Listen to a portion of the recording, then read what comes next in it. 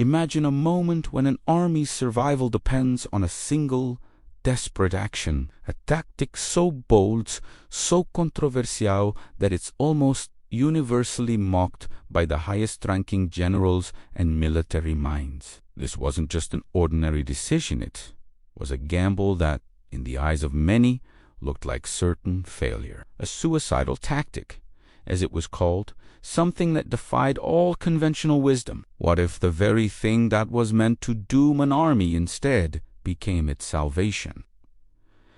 The generals had scoffed at it, thinking it reckless. Yet what they didn't realize was that this very move would become a pivotal turning point in the war, a moment when a seemingly illogical tactic saved an entire army from annihilation. The setup, a battle that had reached the brink of collapse. The forces were stretched thin, with no room for error. Supplies were running low, morale was shattered, and the enemy was closing in fast. The generals, bound by years of tradition and conventional strategies, were stuck in a mindset that had failed them so far. Yet, in the midst of this chaos, one commander saw an opening, an unconventional opening.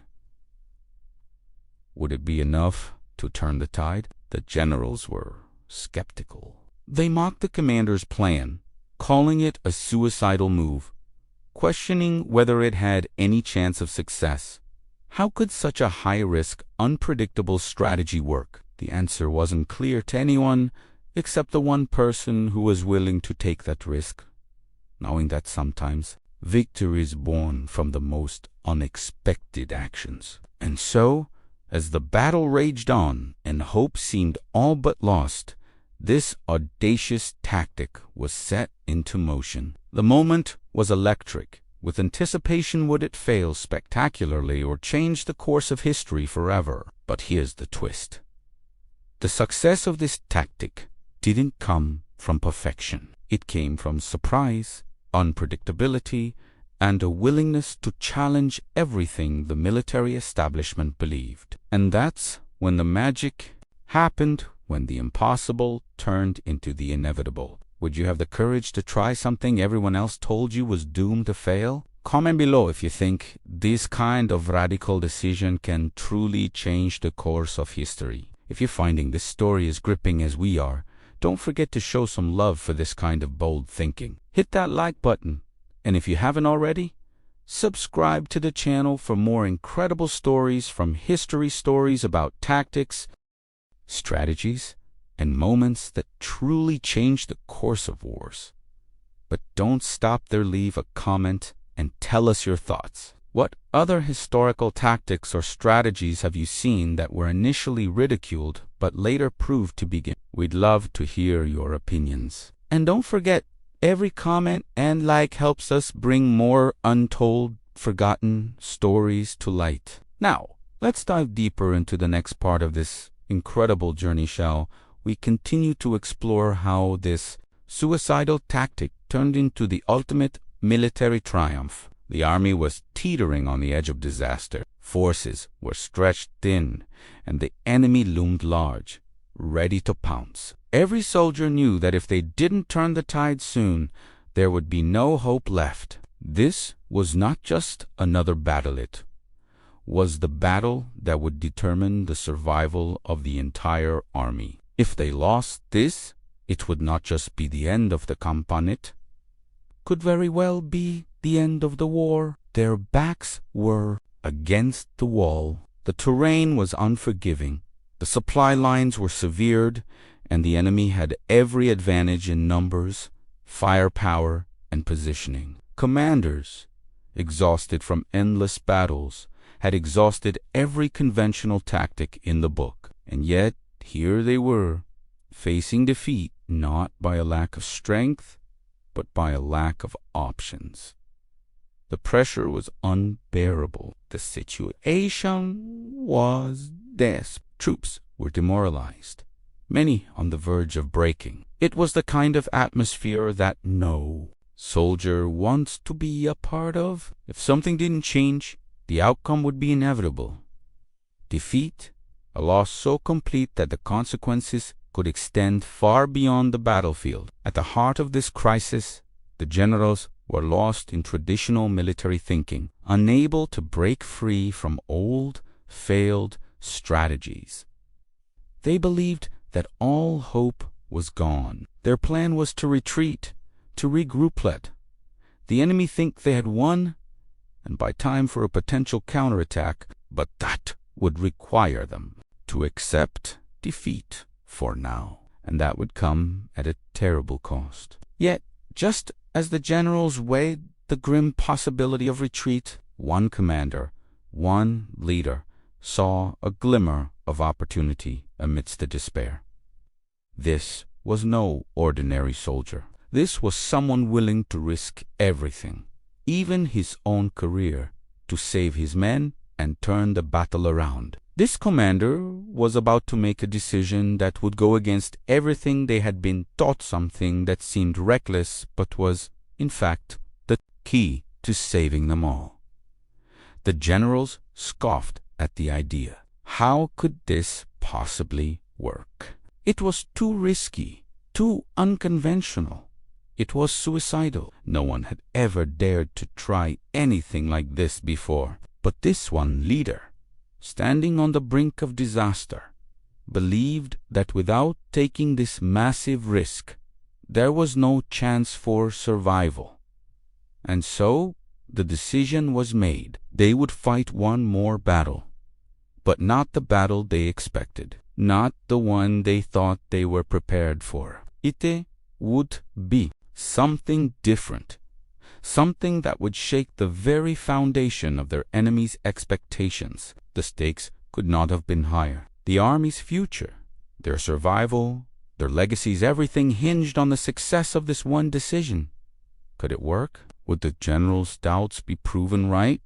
Or would this audacious tactic become the salvation they desperately needed? Now, the only thing left to do was execute the plan. But would they be able to pull it off in the face of such overwhelming odds? With the battle on the brink of collapse, the commanders gathered for one last desperate discussion. The air was thick with tension, a palpable feeling of uncertainty hanging over the room. Each general had their own opinion, their own strategy, but none of them seemed capable of breaking the deadlock.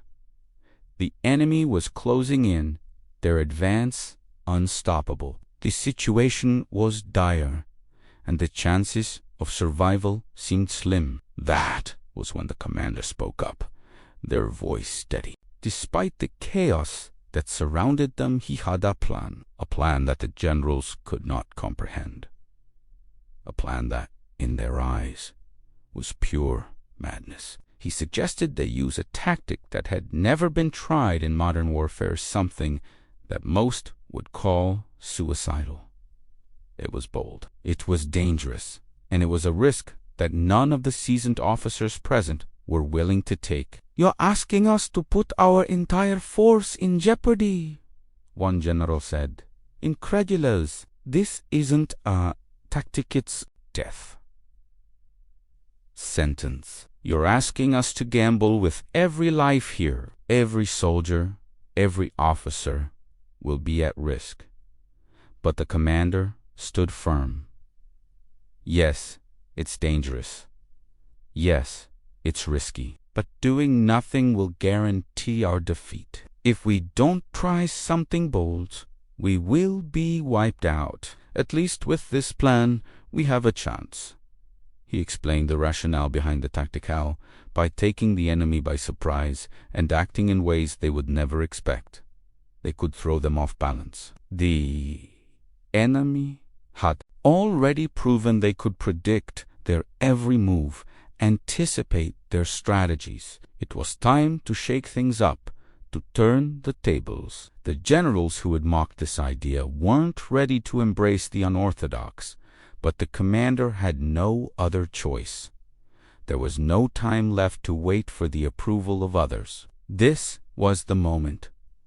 The generals were unconvinced. They argued back and forth, their voices raised in frustration. "We've never fought this way before," one said. "It's against everything we've been trained to do. It's too dangerous."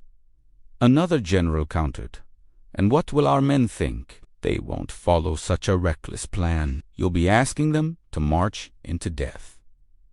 The room was filled with doubt, skepticism, and fear. The air was thick with hesitation.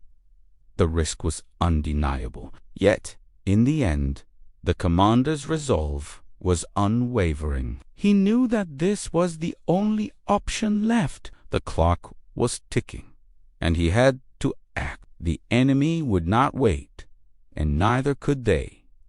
With a final, resolute decision, the commander gave the order. The suicidal tactic would be employed. The plan was set in motion, and nothing could stop it now. This would be their last, best chance. But there was no guarantee it would work. No one could say for sure if this bold move would turn the tide. What they did know, however, was that if they didn't take this risk, defeat was inevitable. The soldiers, weary and uncertain, would be called to carry out a mission that they didn't fully understand. They would fight not just for survival, but for the hope that this untested strategy would be the key to their salvation. As the tactic was set into motion, the first hours were filled with tension and uncertainty. No one knew exactly what to expect. The soldiers, though trained for the battlefield, were unsure of the outcome. The plan was bold, untested, and, to many, appeared to be a long shot. But as the operation unfolded, something unexpected happened. The enemy, who had long been confident in their position, suddenly found themselves caught off guard. Their response wasn't immediate, as they had expected a conventional assault. The surprise element, key component of the tactic, had worked. They hesitated, faltered. The attackers were no longer predictable. The unexpected actions threw off their rhythm, disrupting their carefully laid plans. It wasn't a massive victory, not yet, but it was the first sign that the tactic was beginning to shift the balance. The generals who had mocked the idea were forced to pay attention. The enemy's initial confusion opened up opportunities. The soldiers, still unsure about the outcome, began to see that they were making headway. Something they hadn't expected was happening. Small victories were beginning to add up. A series of successful skirmishes followed. Strategic positions were seized, and enemy lines were breached where they had once seemed impenetrable. The tactic, though initially mocked, was showing signs of working. What had seemed impossible just hours ago was now within reach. For the commander, this was the moment when doubt began to dissolve. The first sign of success was not about immediate, large-scale victory. It was about breaking the enemy's confidence, about making them question their superiority. The enemy, previously confident, now had to deal with uncertainty. They no longer knew where the next blow would come from. And it wasn't just the generals who noticed. The soldiers, ones wary of the plan, began to see its potential. They could feel the change in the air, the hesitation in their enemy's movements. The shift in momentum was palpable. Every small victory built upon the last, and with each success, the morale of the army began to rise. However, despite these early successes, there was still much to be done. The outcome of the battle was far from decided, and the enemy was regrouping. The first sign of success was just that, a sign. It wasn't the end of the story. The true test would come in the next phase of the operation. But for now, the tactic was working. The generals who had laughed at it were now paying attention. The strategy that had once seemed so reckless, so suicidal, was proving its worth. The army had found hope. They had found the possibility of victory in the most unexpected of places. As the operation unfolded, the initial success was no longer a fluke. The suicidal tactic, once considered reckless by the generals, was now beginning to show its true potential. It wasn't just small victories anymore. The tide was turning, slowly but surely, in favor of the army that had dared to take the risk. In the chaos of battle, one pivotal moment arose, one action that shifted everything. The enemy, despite their initial confusion, began to regroup and mount a counteroffensive. It was at this moment that the commander, seeing the vulnerability in the enemy's response, knew this was the time to press forward. The tactic had done its job. It had thrown the enemy off balance, disrupted their plans, and created a crack in their defenses. Now it was time to exploit that crack. The generals who had once mocked the tactic were now watching in disbelief. They had underestimated the power of surprise and audacity. What had started as a chaotic and unpredictable move was now proving to be the enemy, caught in the trap, was no longer able to react with the precision they once had. The initiative had shifted, but it wasn't just about military strategy anymore. It was about psychological warfare. The enemy had relied on their superior tactics and experience, only to find that they were facing something entirely different, something they couldn't anticipate. For the first time in the battle, the commanders on both sides were playing by different rules. The once confident enemy now faced uncertainty. They were unsure of where the next attack would come from, and that doubt created cracks in their morale.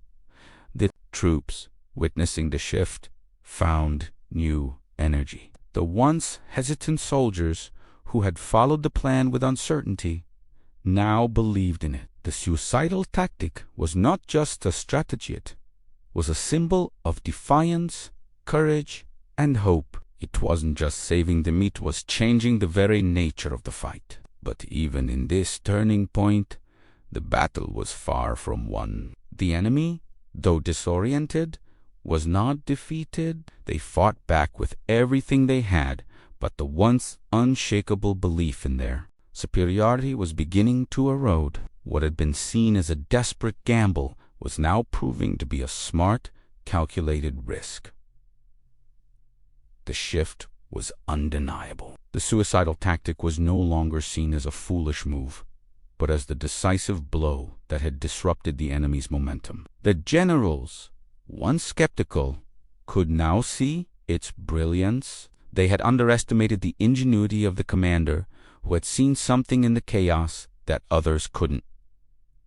The real turning point, however, wasn't just the moment when the tide shifted. It was when the generals, once full of doubt, were forced to acknowledge the success of the tactic. The commander had gambled everything, and in that gamble, he had found the key to victory. As the dust settled and the battle continued to rage, the true impact of the suicidal tactic became increasingly apparent. What had once seemed like an absurd gamble now stood as the backbone of the army's newfound strength. It wasn't just the initial success that mattered, it was a lasting change it had brought to the entire battlefield dynamic. The enemy, once so confident, was now reeling, struggling to find their footing.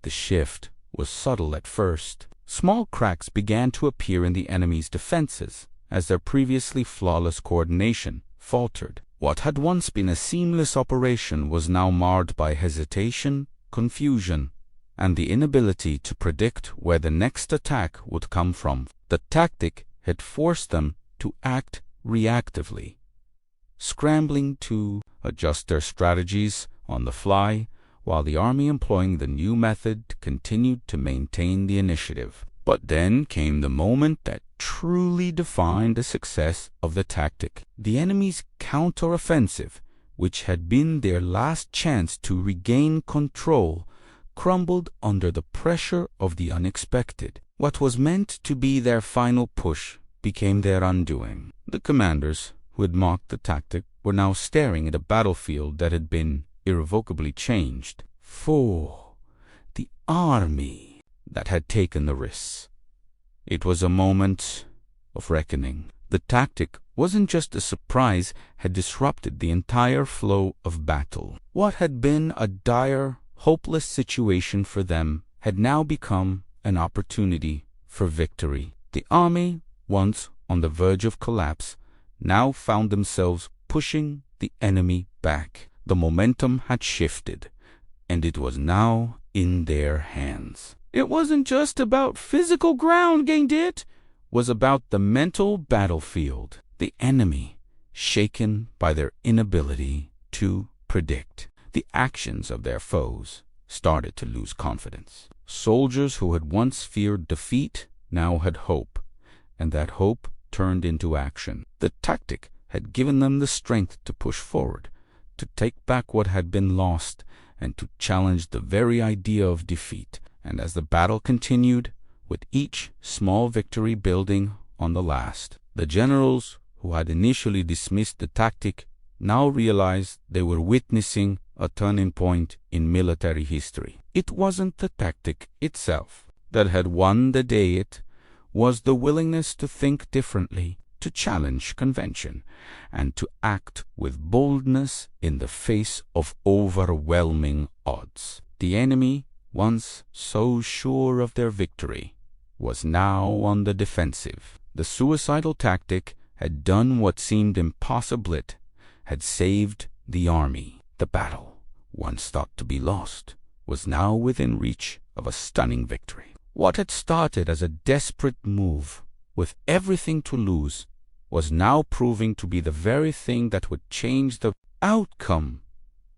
In the aftermath of the battle, as the smoke cleared and the enemy retreated, the reality of what had just transpired began to set in. The army had emerged victorious, not just because they were the stronger force, but because they had dared to try something no one else thought possible. The suicidal tactic had done what no conventional strategy could have achieved. It had turned the tide of war. But victory, as always, comes with a heavy price. The soldiers who had followed the commander's orders now saw the full scope of their sacrifice. They had gambled their lives, risking everything on a single, untested plan. For some, the wounds, physical and psychological, would take time to heal. But for others, the satisfaction of victory outweighed the cost. In the quiet moments after the battle, the generals who had once mocked the tactic could no longer deny its brilliance.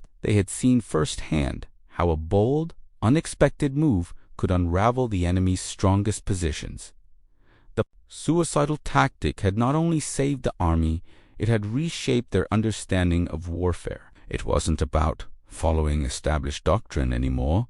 It was about thinking beyond it, about adapting in the heat of battle and using unpredictability as a weapon. The commander, who had faced ridicule and doubt, now stood as a hero in the eyes of his men. His leadership had turned what could have been a crushing defeat into a glorious victory. Yet, even in his moment of triumph, he remained humble. He knew the victory was not his alone. It had been achieved through the courage of every soldier who had followed him into the unknown. The true success of the tactic wasn't just the battle itself, was the inspiration it gave to every person involved. The higher-ups, who had doubted the plan, began to quietly acknowledge the genius behind it. What had been dismissed as reckless was now recognized as visionary. Discussions about the tactic began to fill military strategy rooms, where experts debated its effectiveness and potential for future conflicts.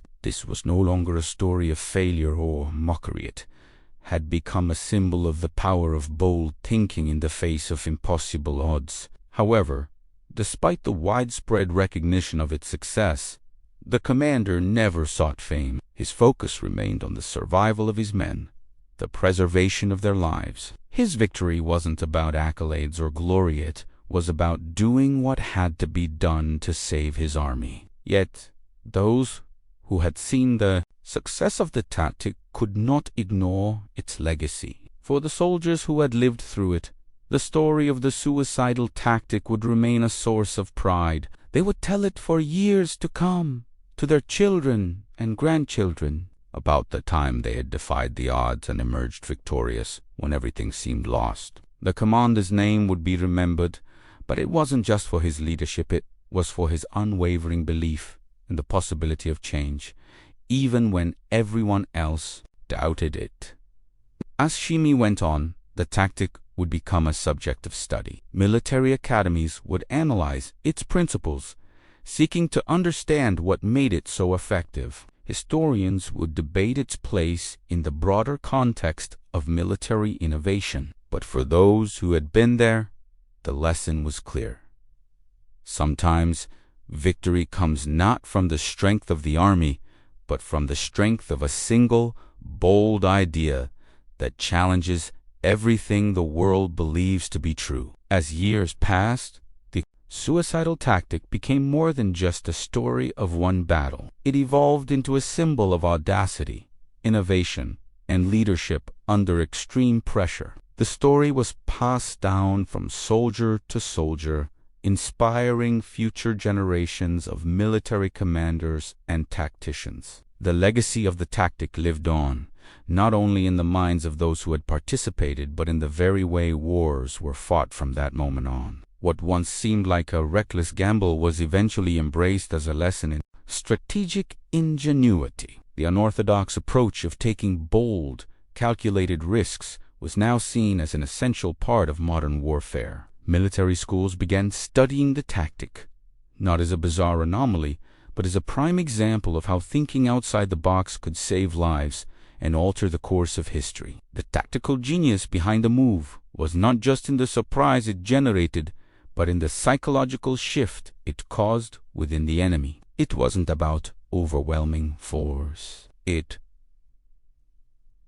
was about creating an environment where the enemy was forced to question everything they knew. The enemy, caught off guard by the tactic's unpredictable nature, found themselves scrambling to keep up, unable to anticipate the next move. This psychological warfare, as much as the physical strategy, was key to the success of the tactic. Beyond the battlefield, the tactic had far-reaching implications. Military leaders around the world began to question the rigidity of their traditional doctrines.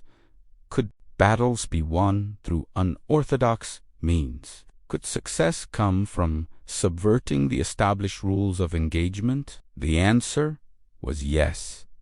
The tactic had shown that when faced with seemingly insurmountable odds, a radical change in thinking could be the difference between life and death. Even in peacetime, the lessons learned from this moment continued to resonate. The concept of unpredictability, of being willing to take risks when no other options seemed viable, became an essential element of military planning. Future leaders, inspired by the bravery and foresight of the commander who had dared to implement the suicidal tactic, carried these principles into every operation they led. As military history evolved, the tactic also paved the way for new technologies and innovations. Engineers, inspired by the necessity of bold action, began to design weapons, vehicles, and strategies that defied traditional boundaries. What once seemed impossible was now achievable, and this shift in perspective altered not just the outcomes of wars, but the very nature of warfare itself. But perhaps the most important legacy of the suicidal tactic was its ability to inspire those who were in the trenches, both literally and figuratively. Soldiers who had been reluctant to follow such a risky plan now saw the value of innovation, of thinking differently, of pushing beyond the confines of what was considered safe. The tactic became a metaphor for courage to step into the unknown, to challenge authority, and to fight with everything on the line. In the years that followed, military leaders in numerous conflicts would look back at this tactic and recognize its power. While not every situation would demand such boldness, the lesson remained clear. Victory often lies not in brute force, but in the courage to do the unexpected, to take key risks and to trust in the power of innovation. Behind every bold decision lies a personal story on an individual who made the call, who saw an opportunity where others saw only risk, and who was willing to shoulder the responsibility of that choice. For the commander who implemented the suicidal tactic, this was not just a military maneuver. It was a deeply personal decision shaped by his experiences, his leadership, and, perhaps most significantly, his unwavering belief in the possibility of victory, even when all seemed lost. Born into a world where conventional wisdom held sway, the commander had always been a misfit. In the traditional sense, he had been raised in an environment where thinking outside the box was not just frowned upon but actively discouraged. Yet, even as a young officer, he had sensed that something was missing in the military's approach to warfare. He had seen countless battles lost not because of a lack of strength, but because of a lack of creativity.